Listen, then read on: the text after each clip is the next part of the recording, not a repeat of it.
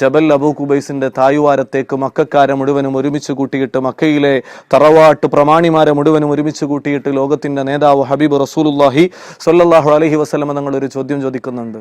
പ്രിയപ്പെട്ടവരെ, ഈ കാണുന്ന മലയുടെ അപ്പുറത്തു നിന്ന് ഒരു ശത്രു സൈന്യം നിങ്ങൾ ആക്രമിക്കാൻ വരുന്നുണ്ടെന്ന് പറഞ്ഞാൽ നിങ്ങളത് വിശ്വസിക്കുമോ? അവരൊന്നടങ്കം പറഞ്ഞു, മുഹമ്മദെ, ഈ കാലം അത്രയും ഒരു കളവും നീ ഞങ്ങളോട് പറഞ്ഞിട്ടില്ല, അതുകൊണ്ട് എന്തു പറഞ്ഞാലും ഞങ്ങൾ വിശ്വസിക്കും എന്നവർ തീർത്തു പറഞ്ഞു.